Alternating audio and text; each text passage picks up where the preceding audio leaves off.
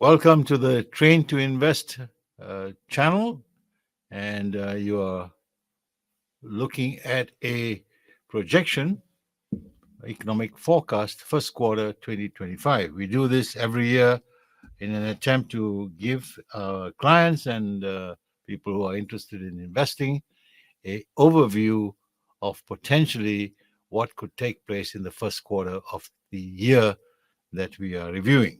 In this case, we are looking at the first quarter 2025, and some of our suggestions and opinions are recorded in this. Obviously, we cannot be 100% accurate because it's a forecast depending on various factors, geopolitical and economic factors that impact the stock market itself. Our focus is primarily on the Toronto Stock Exchange and how the economic data and the geopolitical events impact that. We begin with the disclaimer. Suggested entry and exit points are only suggestions, and these are time sensitive, and information is for educational purposes only. It is not investment advice.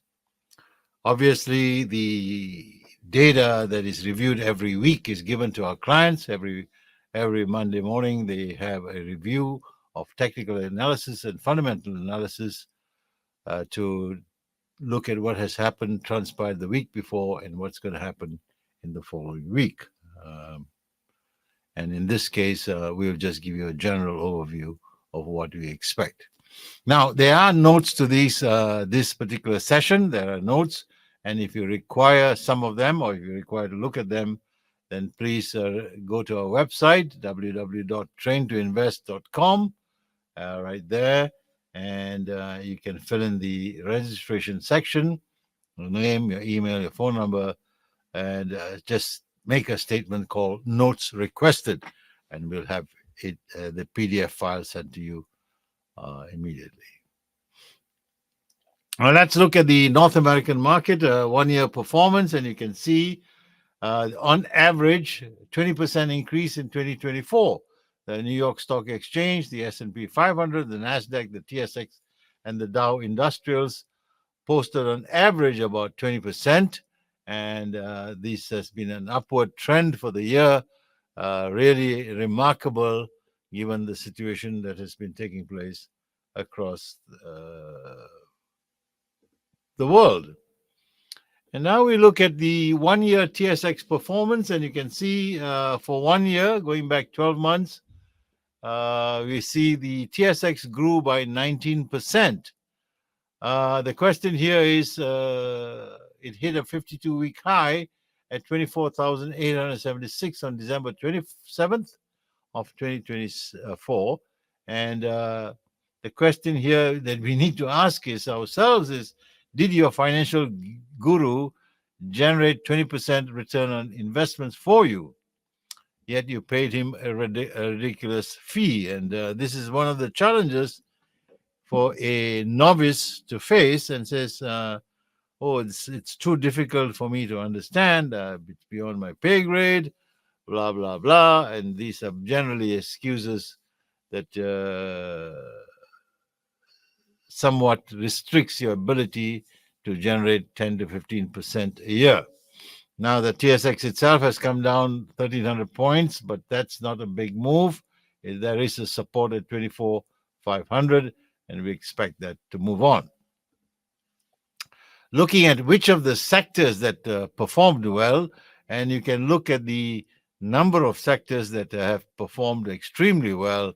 The information technology increased by 36%, the financial services 26%, consumer staples 23%, materials 21%.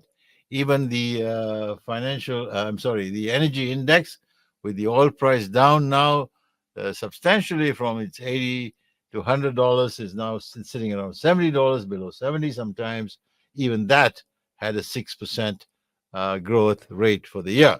So this shows you there is strength in the fundamentals of the sectors that are moving the TSX almost 20% for the year.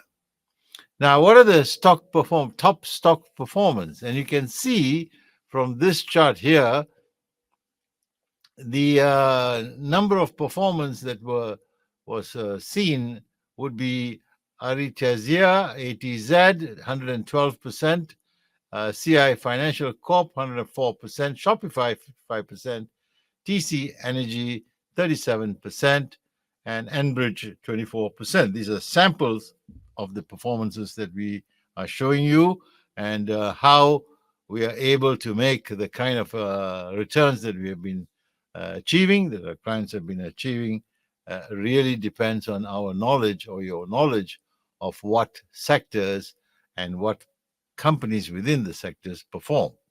Now let's take a look at example. For example, Royal Bank, a 1 year buy and hold.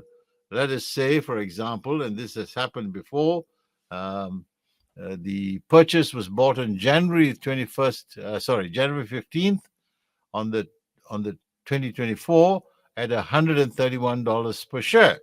So a share was bought at $131. Nothing, you did nothing with it. You just left it there in the TFSA account, in this case, and then you collected dividends on the 24th. You bought 500 shares. The 24th of January, you received a quarterly dividend of $1.38. So you made $690. April 24th, $690. And July the 25th, the dividends was increased to $142. You made $710. And then in October the 24th, you made another $710, giving you a total dividend income of $2,800 for the year. Now, on December the 2nd, you sold it at $180. Right there, $180, and you made $24,500, and add that to your dividend income. Your total profit of the year was $27,300. So your return on this one particular stock was 42%. And you may say, oh my God, that's unbelievable. Is it possible? Of course it's possible. We see this done every time. There are people who are busy, but they know when to buy and when to sell, and they pick up the dividends. Now, obviously, if you had bought and sold and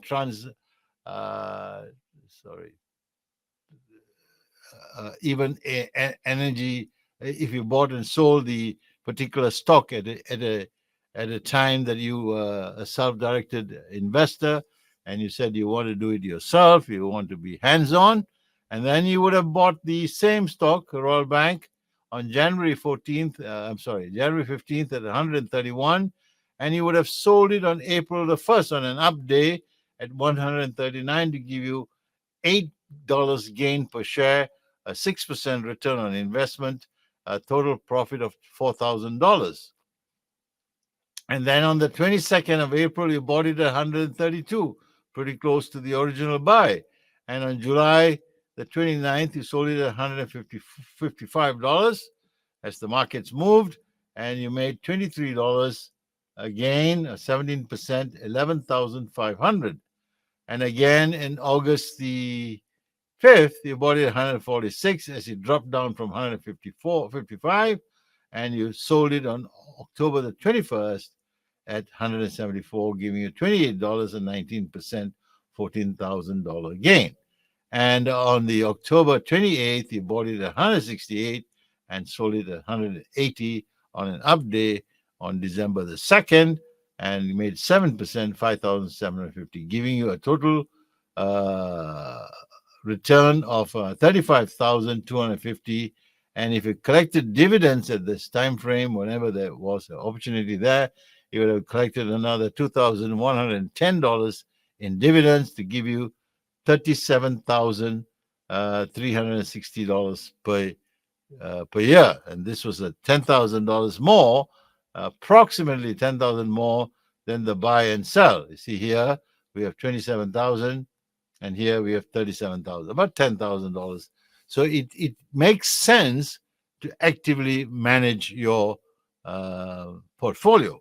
A simple reason that I don't have time is not a valid argument, because this is your hard-earned money that you're investing for yourself. So if you spend an hour a week, you will be able to achieve the kind of things that we talk about. Now let's look at Enbridge. Enbridge is an energy company. We looked at the financials. Now we look at Enbridge, an energy pipeline company. It's a 1-year buy and hold. So in the TFSA, you bought 500 shares. On February the 2nd, you bought it at $46 based on the technical indicators, which will teach you. And then February 14th, you received a dividend of 92 cents, $460. And May the 13th, 92 cents, 460, August and November, 460, to give you a dividend return of $1,840 on the stocks that you held, on the Enbridge shares that you hold. And then on December the 2nd, on an uptrend, you sold it at 61.50 and you made $7,750 in profit. 61.50 minus 46 times 500 to give you 7,750. So you made $9,590 on Enbridge to give you a return of investment of 42%. Isn't that amazing? That's amazing because most people tell you 42% is impossible to do. It's a scam. It's this, it's that. But these are silly people who have no idea what the stock market does. For example, if you think about Suncor making $3 billion every quarter in profits, where did that profit come from? It came from you pumping gas into your car. And where's the dividends that was paid on that $3 billion? You didn't get anything because you didn't own the shares of Suncor. Now, let's look at a typical example of an RSP account, a 1-year buy and hold. Let's just say you had $50,000 in your RSP account and you decided, based on strategies, that you're going to invest in a number of stocks. All right, we had, let's say we bought all of these stocks on January the 15th in 2024, HPS, Hammond Power Solutions, a $12 stock, Celestica, a $10.50 stock, West Fraser Timber, 108, Bank of Nova, 61.50, CIBC, 61, Suncor, 42, Imperial Oil, 74, Royal Bank, 95, Enbridge at 40. If you bought all of these prices and you sold it all of them on December the 2nd on an up day at 15, 13, 30, you would have made these kind of profit. You would have made $141.50 in profit. Every single stock would have been a profit. That was your cost. And your gain, which includes the dividends that you earned for the year of all these companies, they all paid dividends, some very low, 25 cents. But hey, the 25 cents that you didn't have is given to you on this particular stock. So 1981 was what you had in dividend income for this particular number of shares. So this profit here excludes dividend, and the total gains here includes your dividend income, profit plus dividends, and it gives you a return of assets of 64%. 64% is just phenomenal return on a RSP account, a 1-year buy and hold. We don't recommend buy and hold except if you're, in the late 70s and close to 80s, then you can do that. But generally, we would suggest that you would buy and sell actively trading. Now, in the US side, you can see what they call the Magnificent Seven. The Magnificent Seven are stocks that are powerful and that they own. They're massive in terms of capitalization. And these are NVIDIA, 174% increase, Tesla, 74%, Meta, Facebook, 46%, Alphabet, Google, 28%, Amazon, 19%, Microsoft 19%, and Apple 15%. Look at the phenomenal size growth of this. Now, the question is, how how do we say, do we prove to the uh, unbeliever, so to speak, whether this is true? Well, let our testimonies speak for themselves. Here in 2024, we have on June the 11th, a person here. Just a note to thank you and your team for achieving an awesome result to our portfolio. We joined Train to Invest in January 2022 when we were devastated by the returns provided by our financial planner. It was down 33% since we were with the mutual fund since 1999. We had learned how to trade with the exceptional patience and guidance help from your team. We achieved 23% for the 6 months 2024. This was on top of the 18% we received in 2023. Thank you very much and keep up the great work. And that's Peter and Janice. Now in 2023, we see here, thanks again for meeting with me. Thanks for all the help over the couple of last years. Your tuned, you turned a stay-at-home mom into a savvy trader. Here's a screenshot of a couple of accounts. I came across very limited knowledge base when I trusted an advisor with all my funds to confidently manage my accounts. I'm confident that without the support of training, I could not have been where I'm totally financially. The last 3 years, 93.95%. That's amazing. And here we have on 2022.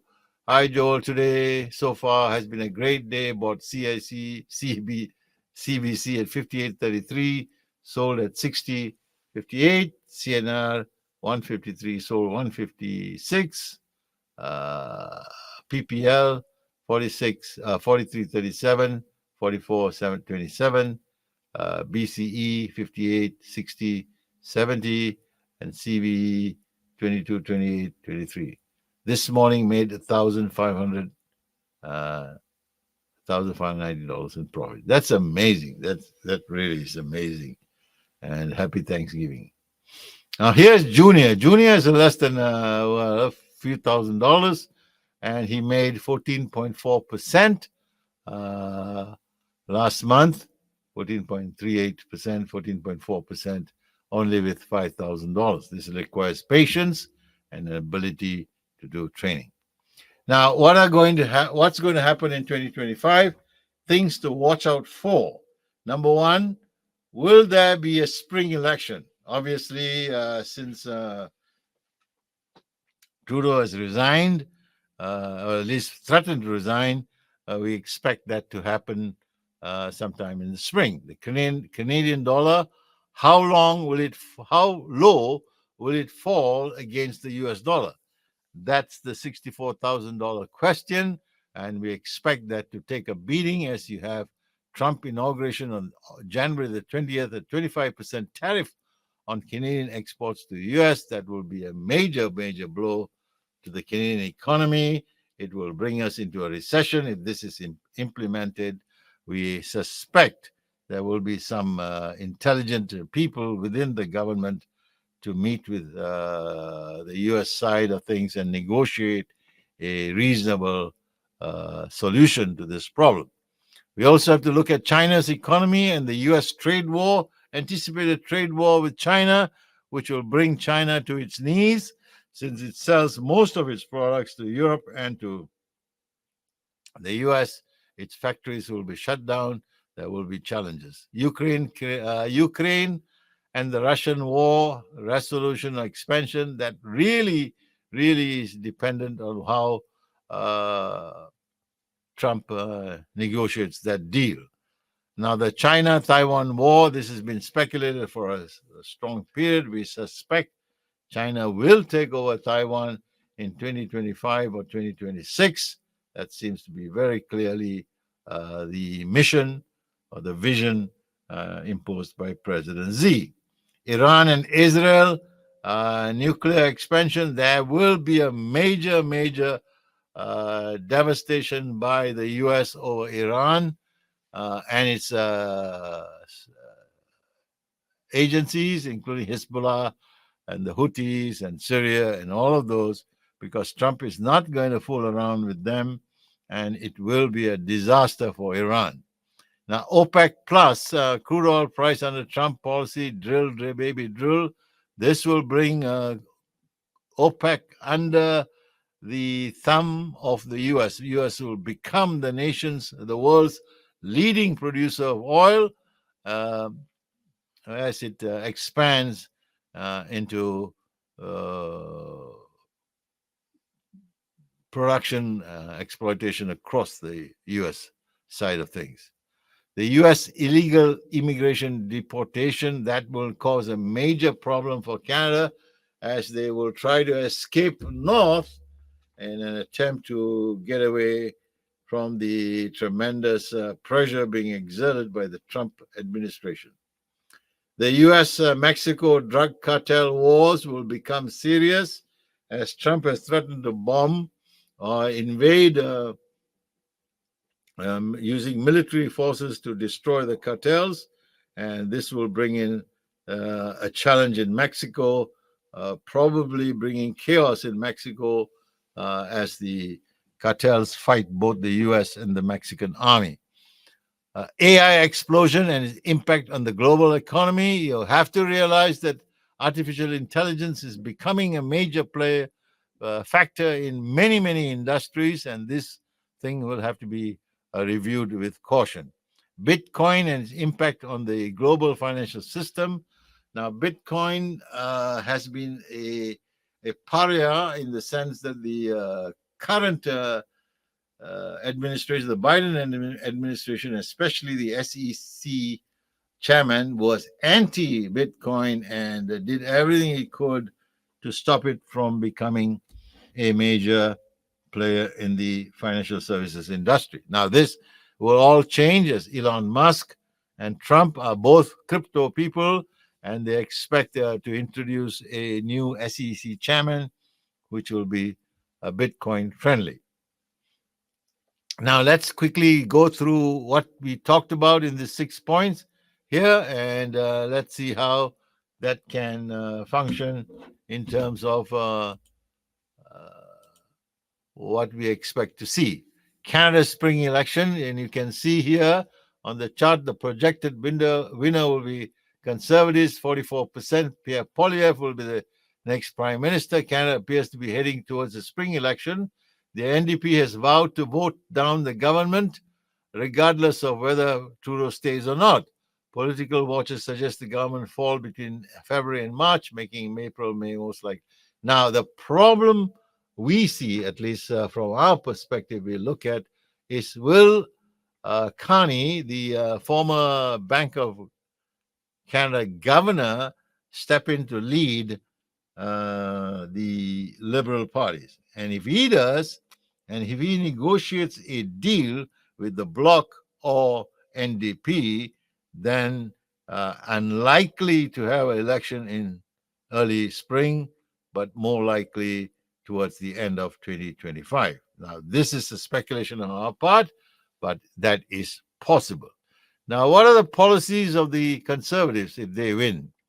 They want to keep a fiscal balance, which was introduced in 2007 budget while in government in place, and eliminate national debt. It also supports more simplified tax codes, controls on government spending, and reduction in both personal and business taxes. Yahoo! A Conservative victory would usher in a more business-friendly government focused on economic recovery, job creation, and competition. Their policies aim to stimulate the private sector and entrepreneurship. Short-term boost to business confidence. Business leaders may feel more confident in investing and expanding if taxes were reduced and regulatory barriers are minimalized. This could lead to immediate boosts in hiring, innovation, and long-term and overall economic activity. Long-term economic growth focus on energy development, infrastructure, international trade could position Canada for long-term economic growth. A more open and competitive environment may attract foreign investment and bolster Canada's standing in the global markets. Now, what about the Canadian dollar? Here we see it dropped 10 cents or whatever date it was. The weaker dollar leads to higher prices for imported goods and services, affecting the cost of living for Canadians. The most visible impact will be the goods imported from the South, from the US. When you make an online purchase from the from a US retailer, $100 item could cost you $1.43, and if the lumi slips further, so $143, almost a 50 cents jump in prices. The Canadian dollar weakened past the $1.43 per USD, down from 8% in 2004, nearing to its March 2020 low of 144.5, last touched in December 18th, as the Canadian economy struggled to grow despite Bank of Canada's easing monetary policy. The Canadian GDP is estimated to have contracted by 0.1% month over month in November, marking the first decline this year, aligning with the Bank of Canada's warning and downgraded growth forecast. Rising expectations that the Bank of Canada may further ease rates to support growth could widen the interest rate differential, further dampening the Canadians' appeal. So, what's the problem if the Canadian Bank of Canada reduces its interest rates? Well, let's look at how a weaker loonie impacts consumers and investors. As the Canadian dollar continues to weaken against the US dollar, Canadian consumers and investors are feeling the economic strain of higher prices for imported goods and reducing purchasing power compared to the US counterparts. Worse, some currency watchers don't expect the loonie to appreciate anytime soon. While a weaker loonie can benefit certain sectors such as exports and tourism, it causes significant financial pressures, from higher domestic prices to increase in import and financing costs and other economic pressures that offset or outweigh any perceived benefits. The Canadian dollar is currently 10% undervalued on a PPP due to divergent monetary policies followed by the Bank of Canada and the U.S. Federal Reserve rates. Now, here's the problem. If the U.S. bank maintains its current interest rate at 4.5%, and the Canadian interest rate is only 2.3%, then hot money, or the big money from the pension funds and mutual funds and all those insurance companies, where billions and billions and billions of dollars will move to the U.S. Why? Because they're getting a better rate of return compared to a lower rate of return in Canada. This will put tremendous pressure on the Bank of Canada to increase rates, which will then again bring difficulty to the mortgage market and to the loans in the business sector. Having said that, let's look at the Trump tariffs of 25%. The CME recently conducted a survey to gauge the impact of U.S. tariffs on Canadian imports. Results revealed that nearly 9 in 10 Canadian manufacturers would face significant or very severe impacts on their business. The CMC shared in a press statement the survey of more than 300 manufacturers conducted between December 11th and 18th highlights the major economic threat that tariffs pose to Canada's manufacturing sector, a key driver of the Canadian economy, directly accounting for 10% of the GDP, employing 1.8 million and generating 60% of the country's exports. Manufacturers are taking preemptive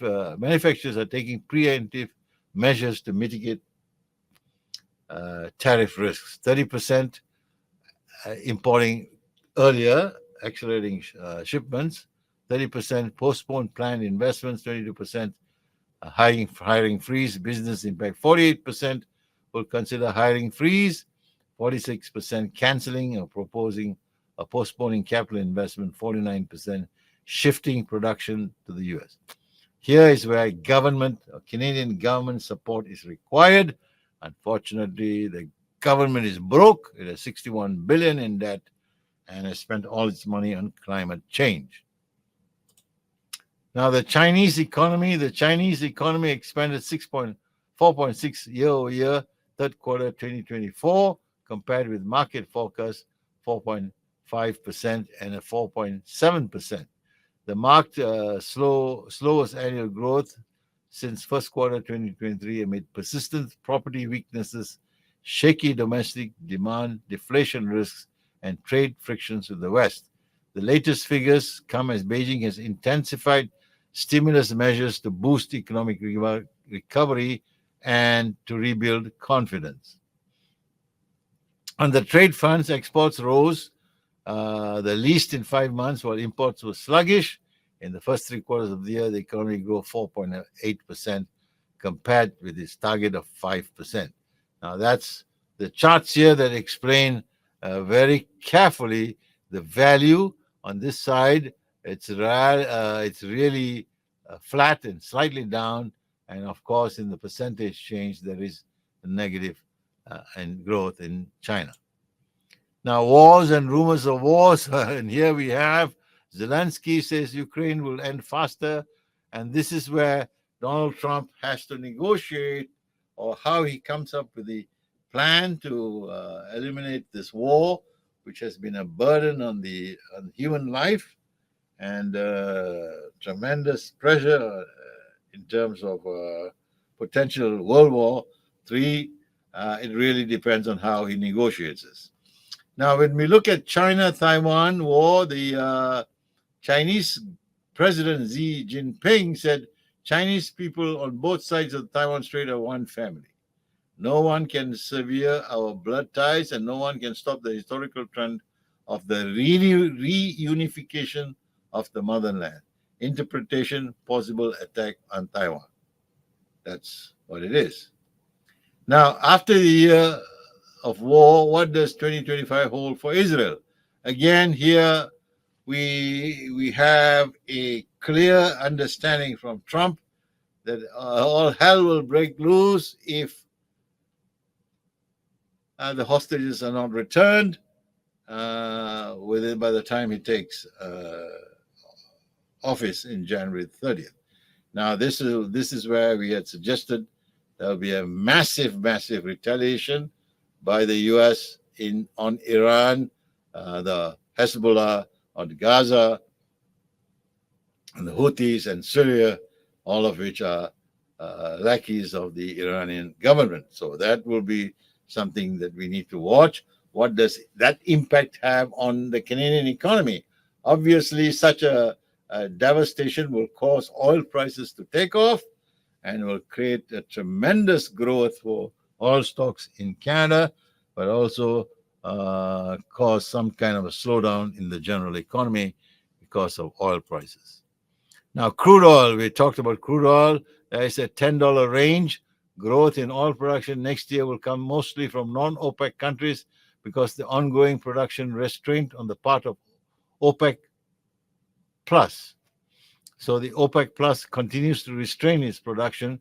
As of December 5th, OPEC Plus announced that it will delay production increases until April of 2025. Those increases have been set to begin in January 2025. So instead of January, they have moved it to April. We forecast the global oil production will increase by 1.6 million barrels per day, and we expect almost 90% of the growth to come from OPEC, not OPEC Plus.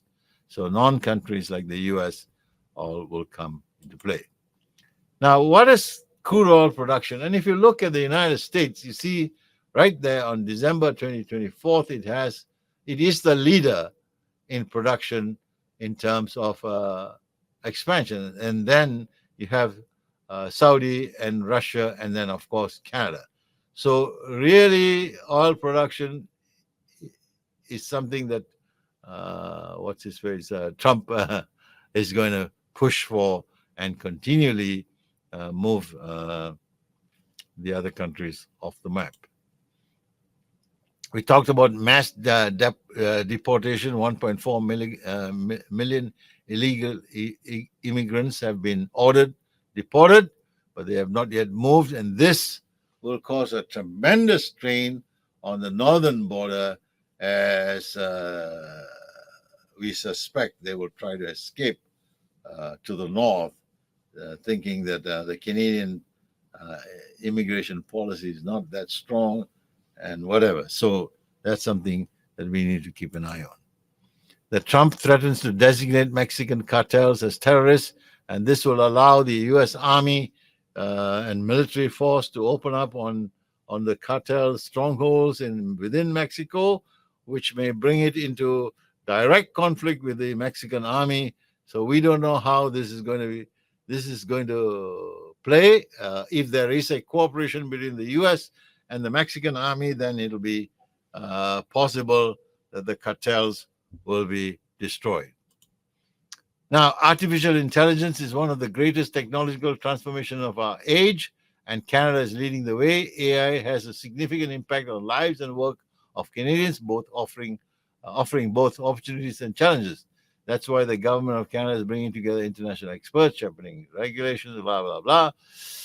2.4 billion. How far this is going to work in a lame duck government, we do not know. We have seen 2.4 billion is nothing compared to the billions that have been poured into Ukraine and into the climate thingy-bob, which the government has been forcing. And so we'll see what happens when the new government takes place. Now, the cryptocurrency will force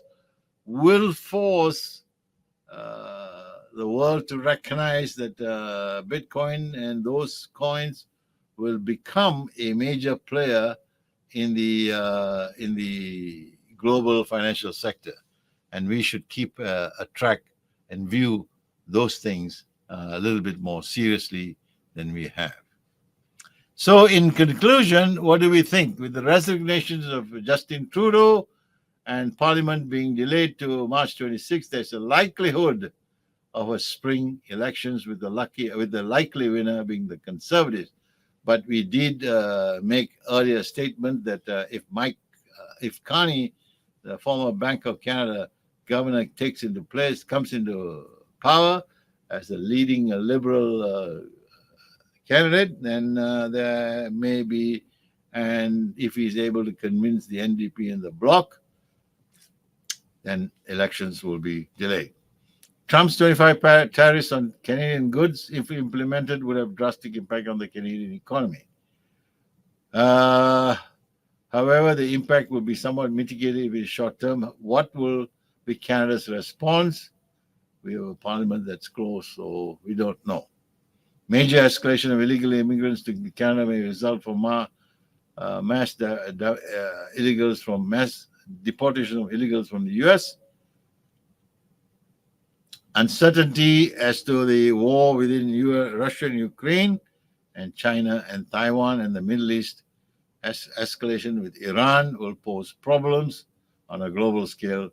Cryptocurrency and artificial intelligence sector should be carefully watched. Potential to be a game winner or a dud. Look for data center developments in the US and in Canada. Now, since COVID, the Toronto Stock Exchange grew by 128%. Did your RRSP TFSA do the same? If not, why not? We suggest that you fire your financial planner and call us. What are we saying? We are saying let our results speak for us. This gentleman made 656% in 5 years. This is his bank statement, broker statement, and it shows you here in the last 5 years 655.64%, which is 656% in 5 years. See, it is possible if you know how. And to know how, you need to learn. So thank you very much for listening to us. For further information, call us for the voicemail at 204-414-9106, 204-414-9106, or email us at admin@train2invest.com, admin@train2invest.com. If you need more data about Train to Invest, go to our website, www.train2invest.com. Thank you and have a great trading year.